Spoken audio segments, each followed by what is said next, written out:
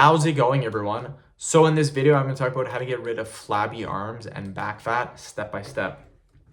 So before I get started, please subscribe to my channel if you haven't already. I do appreciate the support, helps my channel grow. So I'm going to show you guys 3 different exercises that you can do. These exercises are amazing for getting rid of flabby arms and back fat. So I'm going to show you the 3 exercises, then I'm going to show you how you can program them or how you can make your own program up, your workout routine.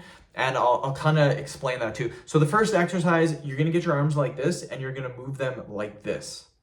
This is amazing, you guys, for the arms, but also the back fat as well. So the lats, it works really good, and the upper back too, it works really, really good. So this is the first exercise.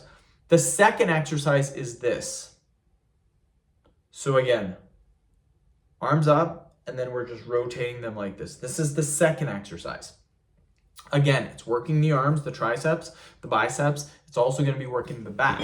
The third exercise, get your elbows tucked to your side, and then you're going to go like this. You're just going to raise it in the air like this, and then have them come back down, elbows to the sides, and then up.